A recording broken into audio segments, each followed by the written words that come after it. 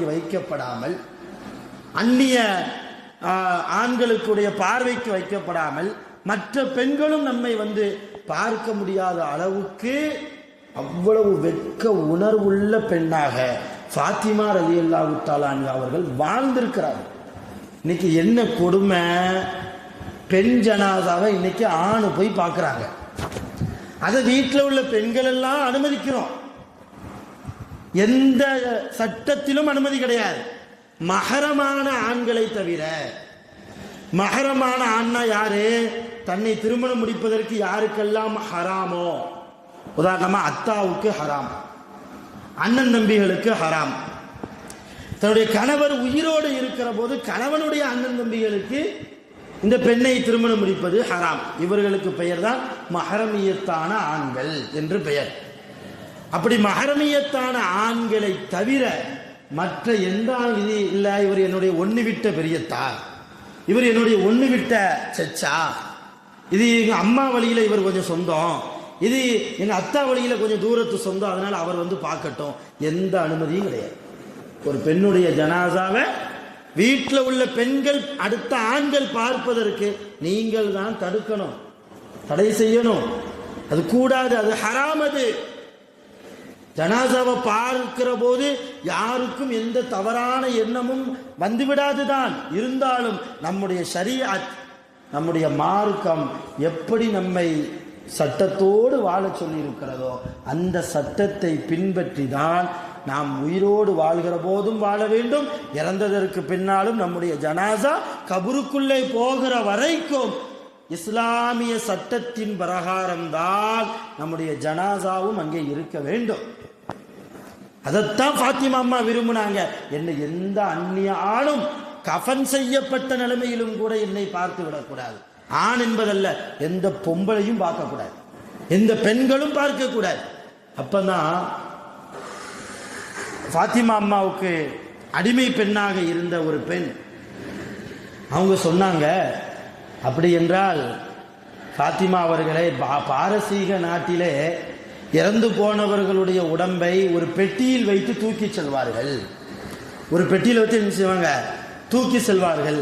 அதுபோன்று நீங்கள் இறந்து போய்விட்டால் உங்களுடைய உடலை ஒரு பெட்டி தயார் செய்து அந்த பெட்டிக்குள்ளே வைத்து உங்களுடைய உடம்பை உங்கள் கணவரை விட்டும் நீங்கள் என்ன செய்யலாம்? தூக்கி கொண்டு போக சொல்லலாம்.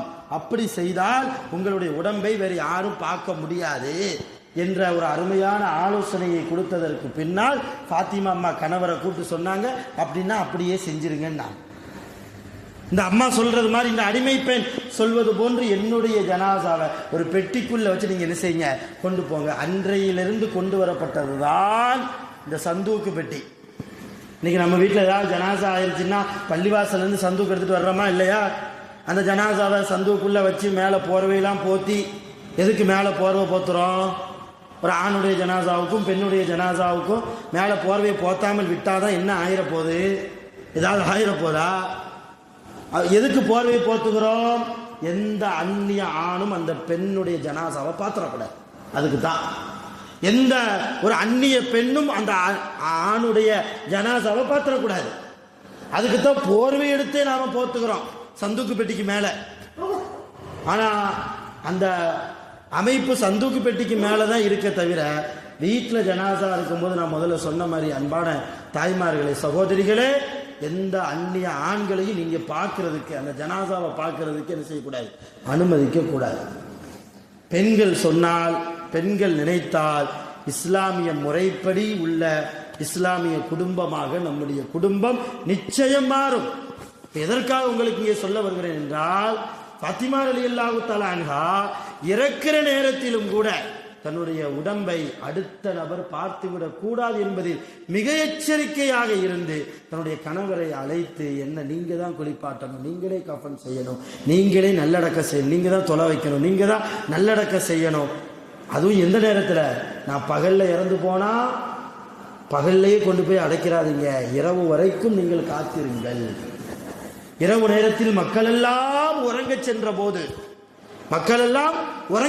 போது யாருக்கும் தெரியாமல் என்னை அடக்கம் செய்து விடுங்கள்.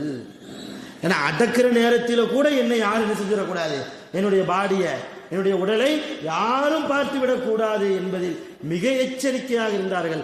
அல்லாஹ் அவர்களுடைய எண்ணத்தின் பிரகாரமே இரவு நேரத்திலேயே ஃபாத்திமா அம்மாவுக்கு மௌத்தை கொடுத்தார். அலி ரலியல்லாஹு தஆலா அன்ஹு அவர்கள் அழுதவர்களாகவே ஃபாத்திமா அம்மாவை குளிப்பாட்டி நல்ல முறையில் கஃன் செய்து அவர்கள் கடைசி நேரத்தில் சொன்ன அந்த உபதேசத்தை எடுத்து ஒரு பெட்டியை தயார் செய்து பேரித்தம்பழ ஓலைகளால் எவ்வளவு சீக்கிரம் முடியுமோ அவ்வளவு சீக்கிரம் ஒரு பெட்டியை தயார் செய்து அதற்குள்ளே ஃபாத்திமா அம்மாவுடைய உடம்பை வைத்து ஜனாசாவை வைத்து தன்னுடைய தோளில் வைத்து கொண்டு சுமந்து ஒற்றை நபராக போய் நல்ல முறையில் தொலை வைத்து அடக்கம் செய்தார்கள். இப்படித்தான் வரலாறு. ஆனால் அலி ரலியல்லாஹு தனியா தொலை வச்சாலும் ஃபாத்திமா அம்மாவினுடைய ஜனாசாவுக்கு வருகை தந்த மலக்குகள் எத்தனை பேர் தெரியுமா? கண் எண்ணிக்கை செய்ய முடியாத அளவுக்கு அத்தனை மலக்குகளும் ஆஜராகி இருக்கிறார்கள். இதை ஒரு அந்த அடிமை பெண் பார்த்தார்கள் என்று நமக்கு வரலாறு இருக்கு. எல்லா மலக்குகளும் என்ன செஞ்சாங்க? வந்தாங்க. என் கண் கூட அல்லாஹ் அதை எனக்கு காண்பித்தான், நான் பார்த்தேன். இப்படித்தான் நம்முடைய ஜனாசாவும் இருக்கணும். நம்ம இறந்து போயிட்டோம்னா ஒரு மலக்காவது நமக்காக நம்முடைய ஜனாசா தொழுகையில் நின்று நமக்காக தொழுகை செய்யக்கூடிய ஒரு மலக்காவது அப்படி ஒரு பரிசுத்தமான வாழ்க்கையை, குறிப்பாக பெண்களாக இருக்கக்கூடிய நீங்கள் சாதாரணமானவர்கள் அல்ல. நீங்கள் நினைத்தால் ஒரு குடும்பத்தை சரியாக வழிநடத்தவும் முடியும். நீங்கள் நினைத்தால் ஒரு குடும்பத்தை சீரழித்து சின்ன பின்னமாக்கி நடுத்தருவுக்கும் கொண்டு வர முடியும். அவ்வளவு ஆற்றல், அவ்வளவு சக்தி, அவ்வளவு ஷைத்தானுடைய தூண்டுதல் பெண்களுக்கு இருக்கிறது. அதனால்தான் ரசூலுல்லாஹ் சொன்னாங்க, பெண்கள் என்பவர்கள் ஷைத்தானுடைய வலைகள் என்றார்கள் ரசூலுல்லாஹ். உண்மையான தாய்மார்களே, ஃபாத்திமா அம்மாவும் உங்களை போன்ற பெண்கள் தானே, பெண்ணு தானே. அந்த ஃபாத்திமா அம்மாவை பார்த்து யாராவது ஷைத்தானுடைய வலை பெண் இந்த ஃபாத்திமா அப்படின்னு சொல்ல முடியுமா? சொல்ல முடியாது. ஏன்னா அவ்வளவு பரிசுத்தமான வாழ்க்கை. அந்த வாழ்க்கை உங்களுடைய வாழ்க்கையிலும் வர வேண்டும். வெட்கத்தின் பிறப்பிடமாக அலி ரலியல்லாஹு தஆலா அன்ஹு அவங்களும் ரசூலுல்லாஹி ஸல்லல்லாஹு அலைஹி வஸல்லம் அவர்களும் வீதியில பேசிக்கொண்டே வந்து கொண்டிருக்கிற போது அலி ரலியல்லாஹுடைய வீடு வருகிறது. வீட்டுக்கு கொஞ்சம் தூரத்தில் நிற்கிறாங்க. ரசூலுல்லாஹும் அலி ரலியல்லாஹும் பேசிக்கிட்டு இருக்கிறாங்க. மாமனாரும் மருமகனும் பேசிக்கொண்டு இருக்கிறார்கள். அந்த நேரத்தில் ரசூலுல்லாஹ் அலி ரலியல்லாஹுடைய வீட்டை பார்க்குறாங்க. வீட்டுக்குள்ளே ஏதோ ஒரு வயதான ஒரு மூதாட்டி போவது போன்று தெரிகிறது. வயசு நிறைஞ்ச ஒரு பொம்பளை போகிற மாதிரி தெரியும். அப்போ ரசூலுல்லாஹ் அலி ரலியல்லாஹு கூப்பிட்டு சொன்னாங்க, என்னப்பா அலி, உன் வீட்டுக்கு யாரோ வயதான பெண் போகிற மாதிரி தெரியுதே. உடனே பார்த்தாங்க அலி ரலியல்லாஹு. பார்த்தா அவங்க கண்ணுக்கு யாரா தெரியுது? அது ஃபாத்திமா அம்மா. அப்போ ரசூலுல்லாஹ் அலி ரலியல்லாஹு சொன்னாங்க ரசூலுல்லாஹ்ட்ட, ரசூலல்லாஹ், என் வீட்டிற்குள் நுழைவது உங்கள் மகள் ஃபாத்திமா, என்னுடைய மனைவி ஃபாத்திமா. எந்த வயசான பொம்பளை என்ன செய்யலை, வீட்டுக்குள்ளே போகலை. அது எப்படி? என்னுடைய கண்ணுக்கு வயசான பெண் மாதிரி தானே காட்சி தந்தது.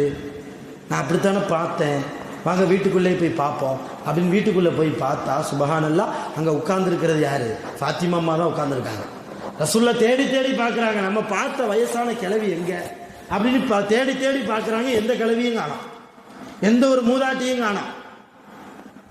அப்போ ஃபாத்திமா அம்மாட்ட கேட்டாங்க, என்னம்மா கொஞ்ச நேரத்துக்கு முன்னால் நீ தான் வீட்டுக்குள்ளே வந்தியா? ஆமாம் யார சொல்லல, நான் தான் வந்தேன்.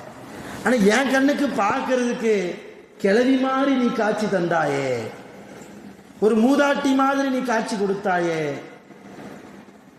அப்போ இதை கேட்ட உடனே ஃபாத்திமா அம்மா, சுப்ஹானல்லாஹ், அல்ஹம்துலில்லாஹ், அல்லாஹ் என்னுடைய துஆவை கபூல் செய்து விட்டான் என்று சொல்லி அல்லாஹ் அல்ஹம்துலில்லாஹ் அல்ஹம்துலில்லாஹ் என்று சொல்லி அல்லாஹ்வை புகழ்ந்தாங்க.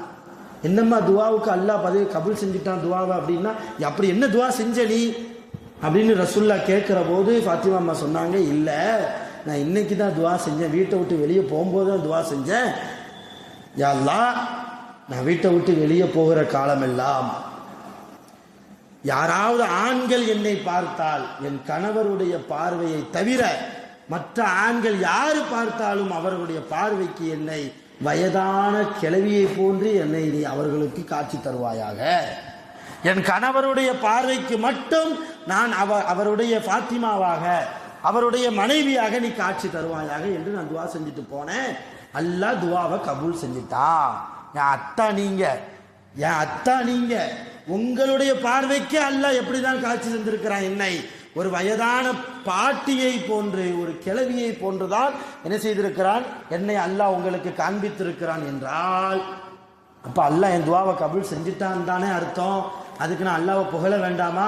அதான் அல்ஹம்துலில்லாஹ்னு சொல்றேன்னாங்க பாத்திமா அம்மா.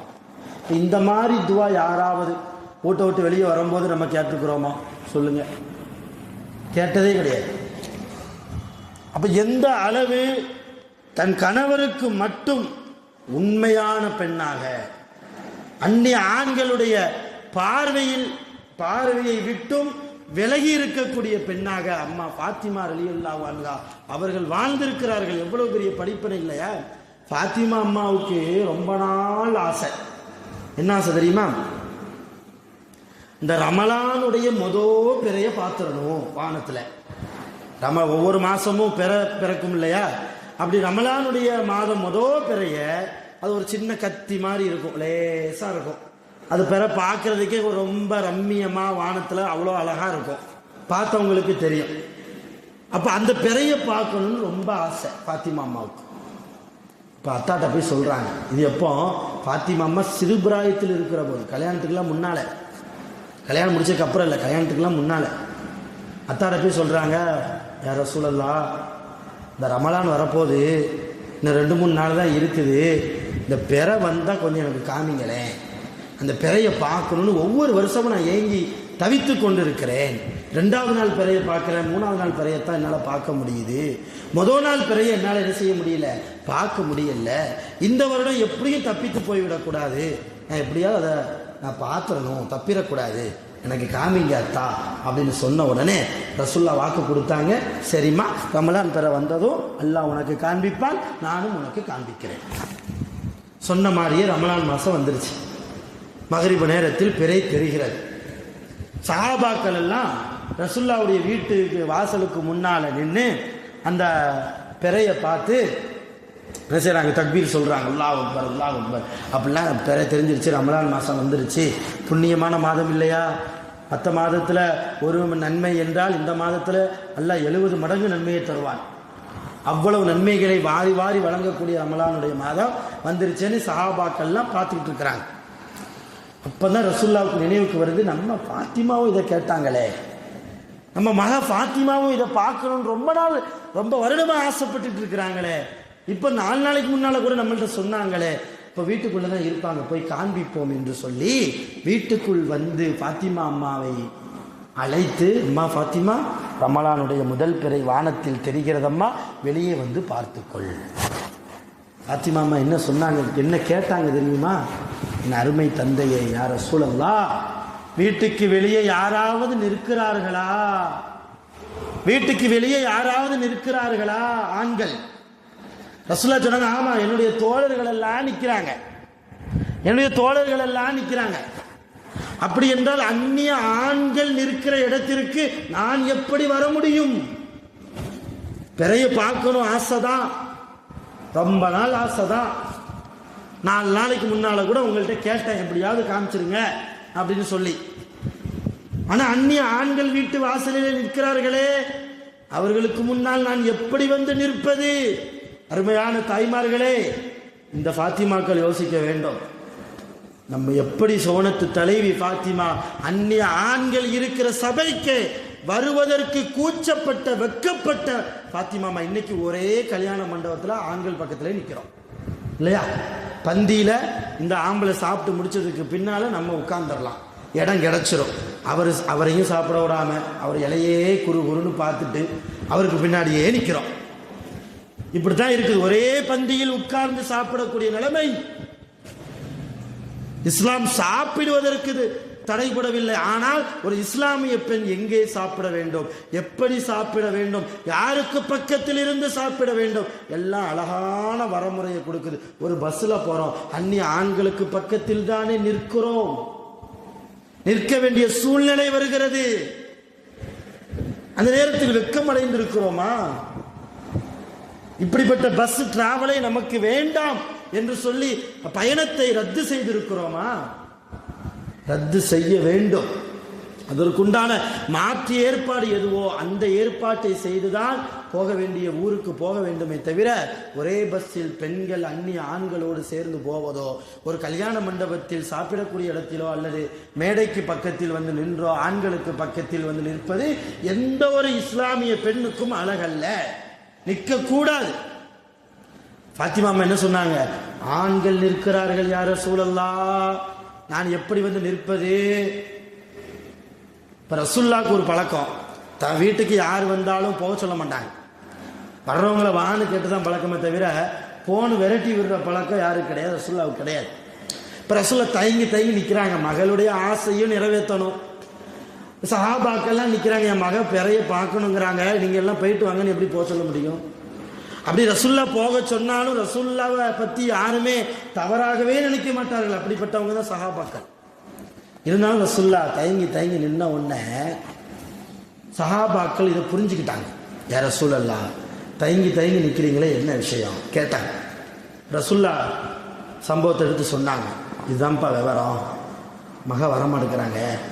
ஆனால் ஒரு தந்தையா இருந்து என் மகளுடைய இந்த ஒரு சின்ன ஆசையாவது நான் நிறைவேற்றி கொடுக்கணுமேன்று எனக்கு ரொம்ப ஆசையா இருக்குது.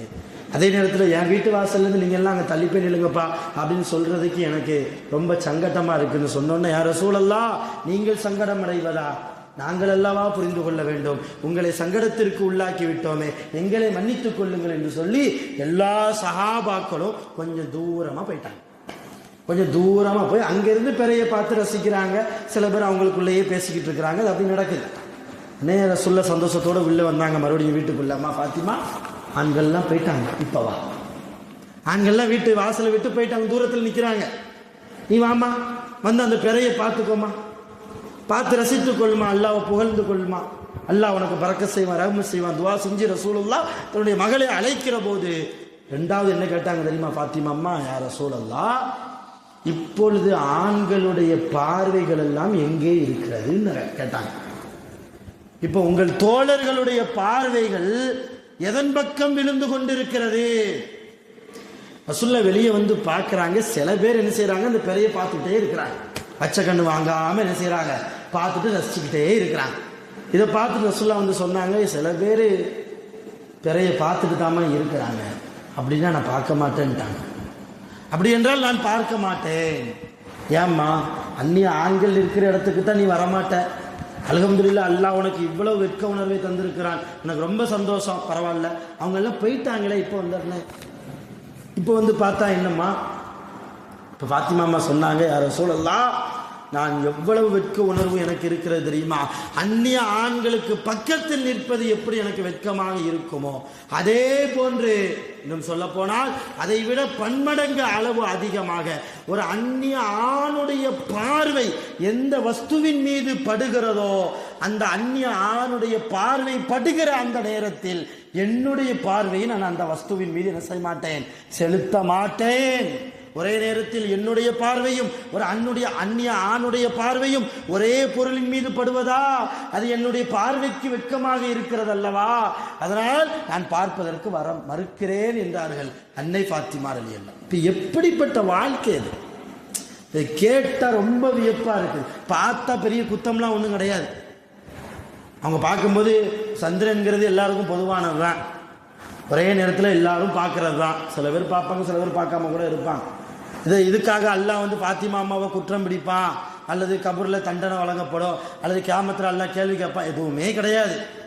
இருந்தாலும் வெட்கத்தின் உச்சகட்டமாக ஒரு அந்நிய ஆணுக்கு பக்கத்தில் நிற்பது, அந்நிய ஆணோடு பேசுவது எவ்வளவு பெரிய வெட்க உணர்வு எனக்கு அளிக்குமோ, அதை விட பன்மடங்கு அளவே ஒரு அந்நிய ஆணுடைய பார்வை எந்த பொருள் மீது படுகிறதோ அவன் பார்வை அங்கே படுகிற அந்த நேரத்தில் என்னுடைய பார்வை நான் அங்கே வீச செய்ய மாட்டேன்.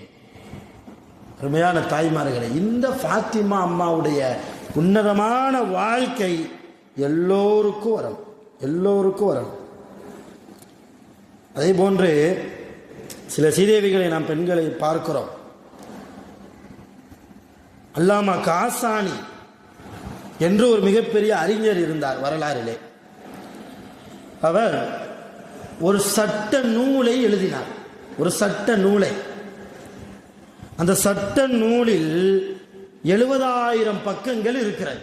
இப்போ 70,000 பக்கங்கள் கொண்ட இஸ்லாமிய சட்ட நூலை அல்லாமா காசானி என்கிற ஒரு அறிஞர் எழுதினார்.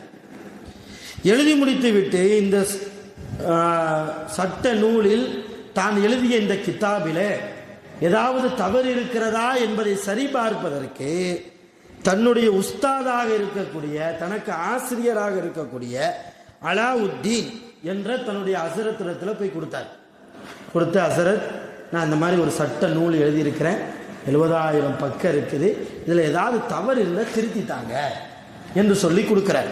வரலாறுல பார்க்குறோம். அந்த அலாவுத்தீன் என்ன செய்தார், அவர் 70,000 பக்கத்தை ஃபுல்லாக பார்க்குறார். கொஞ்சம் நாள் எடுத்து பார்க்குறார். 17 தவறுகளை கண்டுபிடிக்கிறார். 17 தப்பு இருக்குது அதில் கண்டுபிடிச்சிட்டார். கண்டுபிடித்து அதை உடனே காசானியை கூப்பிட்டு 17 தப்பு இருக்குப்பா, சரி பண்ணிட்டேன் போ அப்படின்னு கொடுத்துடல. என்ன செய்தார் தெரியுமா? அந்த அலாவுத்தீன் என்கிற ஹஸரத் என்ன செய்தார் என்றால், தன்னுடைய மகளுக்கு கொடுத்தார். தன்னுடைய மகளிடத்திலே கொடுத்தார். அந்த மக பேரும் ஃபாத்திமா தான். இந்த ஃபாத்திமா அம்மாவுடைய வரலாறில் இந்த ஃபாத்திமா அம்மாவுடைய வரலாறும் இடையிலே சேருகிறது. அப்ப அவங்க வாங்கி பார்க்கிறாங்க. 7,000 பக்கம். அவங்க பார்த்தா அவங்க ஒரு 50 தப்பு கண்டுபிடிக்கிறாங்க. காசானி என்பவர் இஸ்லாமிய அறிஞர்களில் மிக முக்கியமான அறிஞர். ஃபிக்ஹ் என்று அரபியிலே சொல்வார்கள். இஸ்லாமிய சட்டத்தை எடுக்கிற போது காசானி ரஹ்மத்துல்லாஹி அலைஹி அவர்களுடைய சட்டத்திற்கு மிக முக்கியத்துவம் கொடுக்கப்படும். அவ்வளவு பெரிய அறிவு மேதை காசானி 7,000 பக்கங்களை கொண்ட ஒரு சட்ட நூலை தானே எழுதி அதை சரிபார்ப்பதற்கு தன்னுடைய ஹஸரத்திடத்தில் கொடுத்தா, அந்த அலாவுத்தீன் ஹஸரத் 17 தப்பு கண்டுபிடிச்சு அதை சரி பண்ணதற்கு பின்னால் தன்னுடைய மகள் ஃபாத்திமாட்ட கொடுத்தா, அந்த அம்மா 50 தப்பு கண்டுபிடிக்குது. எத்தனை 50 தவறுகள். இன்னைக்கு ஆலிம்சா ஏதாவது பேசிட்டா, அதாவது ஏதாவது ஒரு ஆயத்துக்கு ஒரு தவறாவே ஒரு அர்த்தம் வச்சுட்டா சொல்லக்கூடிய திறமை நம்மள்கிட்ட இருக்குதா? ஹஸரத், இந்த ஆயத்துக்கு நீங்கள் வைக்கிற தர்ஜுமா, தமிழ் டிரான்ஸ்லேஷன் இது தப்பு ஹஸரத் என்று எந்த பெண்களாலேயாவது சொல்ல முடியுமா இன்றைக்கு? அல்லது ஏதாவது ஒரு ஹதீஸுக்கு தவறாக ஒரு ஆலிம் விளக்கம் கொடுக்கிற போது எந்த பெண்ணாவது தைரியமாக வந்து இன்றைக்கு நீங்கள் சொன்ன விளக்கம் தவறு என்று தைரியமாக இன்றைக்கு சொல்ல முடியுமா? காரணம், கல்வியிலே இன்றைக்கு நாம் பின்தங்கி இருக்கிறோம். அதிலும் குறிப்பாக மார்க்க கல்வி என்று வருகிற போது ரொம்பவும் அடி பாதாளத்தில் நாம் போய் கிடக்கிறோம். பெண்கள், உங்களை போன்ற ஃபாத்திமா ஒரு அறிவு மேதை காசானி ரஹ்மத்துல்லாஹி அலைஹி அவர்கள் எழுதிய புத்தகத்தை சரிபார்த்து 50 தவறுகளை கண்டுபிடித்தார்கள். கண்டுபிடிச்சு அத்தாட்ட கொடுத்துட்டாங்க. நான் 50 கண்டுபிடிச்சிருக்கிறேன், சரி பண்ணிட்டேன், நீங்க ஒரு 17, ஆக மொத்தம் 67, எல்லாத்தையும் சரி பண்ணியாச்சு, உங்க மாணவரை கூப்பிட்டு என்ன செய்யுங்க, கொடுத்துருங்க. இப்ப அலாவுத்தீன் அவருக்கு ஒரு எண்ணம், அந்த ஹஸரத்துக்கு ஒரு எண்ணம். என்ன எண்ணம்? அல்லாமா காசானி ரஹ்மத்துல்லாவுக்கு அன்றைக்கு திருமணம் ஆகலை. இப்ப தன்னுடைய மகளை இந்த காசானிக்கு கொடுத்தா என்ன, திருமணம் முடிச்சு வச்சா என்ன அப்படிங்கிற ஒரு அபிப்பிராயம். சட்ட நூலை சரி பார்த்து காசானி ரஹ்மத்துல்லாவை வீட்டுக்கு அழைச்சி, அப்பா 17 தவறு நான் கண்டுபிடிச்சேன், என்னுடைய மகள் ஃபாத்திமா அவ ஒரு 50 தவறு கண்டுபிடித்திருக்கிறாள், எல்லாத்தையும் சரி பண்ணியாச்சு, அருமையான நூல் எழுதியிருக்கிறாய், உலகத்திற்கு தேவையான சட்ட நூல் எழுதியிருக்கிறாய் அப்படின்னு கையில் ஒப்படைச்சிட்டு, என் மகளை கட்டிக்கிறியான்னு கேட்டாங்க. என் மகளை திருமணம் செய்றியா? அப்போ அல்லாமா காசானி ரஹ்மத்துல்லா சொன்னாங்க, என்கிட்ட மகர் கொடுக்கறதுக்கு வசதி இல்லை, என்கிட்ட மகர் கொடுக்கறதுக்கு என்னது இல்லை, எனக்கு வசதி இல்லை, கொஞ்சம் அவகாசம் கொடுத்தா நான் என்ன செய்கிறேன், கொஞ்சம் மகர் பணம் ரெடி பண்ணிட்டு வந்து நான் திருமணம் வேணால் முடிச்சுக்கிறேன், அதற்கு முன்னால் உங்கள் மகளுக்கு இதில் விருப்பமா என்பதையும் நீங்கள் கேட்டுக்கோங்க என்று தன்னுடைய ஹஸரத்திடத்தில் அதை பேசிக்கிட்டு இருக்கும்போது உள்ளிருந்து ஃபாத்திமா அம்மாவுடைய குரல் வருது. ஃபாத்திமா அம்மானா ரசூலுல்லாவுடைய மக கிடையாது, இங்க இது அலாவுதீனுடைய மகா பாத்திமா. உள்ள இருந்து சவுண்ட் வருது. என் தந்தை அவர்களே, காசானி அவர் எழுதிய அந்த 7000 பக்கத்தை கொண்ட சட்ட நூலை எனக்கு அவர் மகராக கொடுப்பாரையானால் அதை நான் மகரா எடுத்துக்கிறேன், நான் அவரை திருமணம் முடிப்பதற்கு எனக்கு சம்மதம் என்ற ஒரு சவுண்டு உள்ள இருந்து வெளியே வருது. அப்போ ஒரு திருமண நிகழ்வுக்கு கூட அன்றைக்கு வாழ்ந்த ஃபாத்திமாக்கள் மகரா எதை எதிர்பார்த்திருக்கிறாங்க? இஸ்லாமிய சட்ட நூல். 7000 புத்தகம், வெறும் புத்தகத்தை வைத்து, நமக்கு தான் அது வெறும் புத்தகம், அவர்களுக்கு அது அறிவு இல்லையா, அது மார்க்கம் இல்லையா? இந்த மார்க்க சட்ட நூலை எனக்கு அவர் மகராக தந்தால் நான் அவரை திருமணம் முடிப்பதற்கு எனக்கும் சம்மதம் என்று ஒரு ஃபாத்திமா சொல்லி இருக்கிறார் என்றால் இன்றைக்கும் உலகத்தில் நடக்கிறது. ஆனால் ஏதோ ஒரு மூலை முடுக்குகளில், சமீபத்தில் கூட நாம் கேள்விப்பட்டோம், நிறைய ஃபேஸ்புக்குகளில் கூட பார்த்தோம், ஒரு மணப்பெண் தனக்கு கணவராக வரக்கூடிய அந்த ஆணிடம் இருந்து எதை மகராக கேட்டிருக்கிறாள் தெரியுமா? சூரத்து ரஹ்மானை மகராக கேட்டிருக்கிறாள். ரஹ்மான் சூராவை மனப்பாடமா என்று சொன்னா அதுதான் எனக்கு மகர். மகர் என்பது இன்னைக்கு நம்ம என்ன நினைக்கிறோம்? ஏதாவது காசு பணத்தை கொடுத்தா அதுதான் மகரு, அல்லது நகையா செஞ்சு போட்டா அதுதான் என்னது மகரு. மகர் என்பது ஆம்பளைகளாக போடுறது தான், பொம்பளைகளால் என்ன செய்ய முடியாது, மகரை கேட்க முடியாது அப்படின்னு தவறா நினைக்கிறோம். இஸ்லாமிய மார்க்கம் என் அருமையான தாய்மார்களே உங்களுக்கு கொடுத்திருக்கிற மிகப்பெரிய உரிமை என்ன தெரியுமா? மகரை நீங்களே நிர்ணயிக்கலாம். உங்களை திருமணம் முடிக்கக்கூடிய அந்த கணவரிடத்தில் நீங்களே கேட்கலாம், எனக்கு 1 குலம் தங்க தந்தாதான் நான் உனக்கு வாழ்க்கைப்படுவேன் என்றால் அவர் கொடுத்து தான் ஆகணும். இல்லை 10 கிராம் தாமா என்னால் முடியும், அப்படியா சரி என்று நீங்கள் ஒப்புக்கொண்டால்தான் அந்த திருமணம் கபூலாகுமே தவிர பெரியவர்களால் பேசி முடிவெடுக்க வேண்டிய விஷயம் மகர் அல்ல. மகர் என்பது முழுக்க முழுக்க ஒரு பெண்ணுடைய சுதந்திரம், முழுக்க முழுக்க ஒரு பெண்ணுடைய உரிமை. அதைத்தான் ஃபாத்திமா அம்மா கேட்டாங்க. அலாவுத்தீன் ஹசரத் அவர்களுடைய அருமை மகள் ஃபாத்திமா அவங்க என்ன கேட்டாங்க? இந்த சட்ட நூலை எனக்கு மகராக அவர் தர வேண்டும். வேற எனக்கு காசோ பணமோ வெள்ளியோ தங்கமோ எதுவுமே வேண்டாம், ஆடைகளோ எதுவுமே வேண்டாம், இந்த நூல் மட்டும் எனக்கு வேணும். அவ்வளவு அருமையான நூல், இஸ்லாமிய மக்களுக்கு தேவையான நூல், சட்ட நுணுக்கங்கள் நிறைந்த நூல். இந்த நூல் எனக்கு மகராக கிடைத்தால் அதுவே எனக்கு பாக்கியம் என்கிற முடிவுக்கு ஒரு ஃபாத்திமா வந்திருக்கிறார்கள் என்றால் அப்ப எந்த அளவு அவரிடத்தில் மார்க்கம் சார்ந்த ஞானங்கள், மார்க்கம் சார்ந்த அறிவுகள் எல்லாம் இருக்க முடியும். அதே போன்று அருமையான தாய்மார்களே, சகோதரிகளே, நம்முடைய பிள்ளைகளையும் மார்க்கத்தை சொல்லிக் கொடுத்து அல்லாஹ் என்றால் யார், அல்லாஹ்வுடைய ரசூல் என்றால் யார், ஒவ்வொரு வாரமும் நான் இதை சொல்லிட்டே வர்றேன். நம்ம பிள்ளைகளை அப்படி உருவாக்கணும். அல்லாஹ்வுடைய வல்லமை என்ன, ரசூலுடைய கண்ணியம் என்ன, அவர்களுடைய மரியாதை என்ன, அவர்களை குறித்து அல்லாஹ் குர்ஆனில் எந்த அளவு பேசியிருக்கிறான் என்பதையெல்லாம் நம்ம என்ன செய்யணும்? இதே ஃபாத்திமா அம்மாவுடைய வரலாறுலேருந்து நம்ம பார்க்கலாம். இதே ஃபாத்திமா அம்மா தன்னுடைய மகன்கள் ஹசன் ஹுசைன் ரலியல்லாஹு அன்ஹுமா அந்த 2 பேரையும் எப்படி வளர்த்தாங்க? ரசூலுல்லாஹ்வுடைய அன்பிலேயே வளர்த்தார்கள், ரசூலுல்லாஹ்வை சொல்லி கொடுத்து வளர்த்தார்கள், அல்லாஹ்வை பற்றி சொல்லி கொடுத்து வளர்த்தார்கள். அதனால் இன்று வரைக்கும் அவருடைய பெயர் மங்கா புகழை அடைந்திருக்கிறது என்றால் அருமையான தாய்மார்களே, இது போன்ற ஃபாத்திமாவினுடைய வாழ்க்கையாக உங்களுடைய வாழ்க்கையும் மாற வேண்டும். நிறைய விஷயங்கள் ஃபாத்திமா அம்மாவுடைய வாழ்க்கையின் மூலமாக நீங்கள் பெற வேண்டிய படிப்பினைகள் இருக்கிறது. கூடுமான வரைக்கும் அன்னை ஃபாத்திமா ரலியல்லாஹு அன்ஹா அவங்க பேர்லேயே புக்கு இருக்குது, அவங்க வரலாறே விற்குது. அது கூடுமான வரைக்கும் அது போன்ற புத்தகங்களை எல்லாம் வாங்கி எந்த அளவு பரிசுத்தமான வாழ்க்கையை அவர்கள் வாழ்ந்திருக்கிறார்கள் என்பதை படித்து தெரிந்து கொண்டு அதன்படி வாழ்வதற்கு நீங்கள் முயற்சி செய்ய வேண்டும். வல்ல ரஹ்மான் இந்த நியத்தை முழுமையாக கபூல் செய்வானாக. நம் அனைவர்களுக்கும் வெட்க உணர்வை, ஈமானிய வெளிச்சத்தை, தக்குவாவை அதிகமாக தந்து அருள் புரிவானாக. வாஹிரு தஅவானா அனில் ஹம்துலில்லாஹி ரப்பில் ஆலமீன். சுப்ஹானல்லாஹி பிஹம்திஹி சுப்ஹானக்கல்லாஹும்ம பிஹம்திக் அஷ்ஹது அன் லா இலாஹா இல்லா அன்த அஸ்தக்ஃபிருக வ அத்தூபு இலைக். ஆமீன். சுப்ஹான ரப்பிக ரப்பில் இஸ்ஸத்தி அம்மா யசிஃபூன் வ ஸலாமுன் அலல் முர்ஸலீன் வல்ஹம்துலில்லாஹி ரப்பில் ஆலமீன். ஸல்லல்லாஹு அலா முஹம்மது ஸல்லல்லாஹு அலைஹி வஸல்லம். ஸல்லல்லாஹு அலா முஹம்மது ஸல்லல்லாஹு அலைஹி வஸல்லம். ஸல்லல்லாஹு அலா முஹம்மது யா ரப்பி ஸல்லி அலைஹி வஸல்லிம். அஸ்ஸலாமு அலைக்கும்.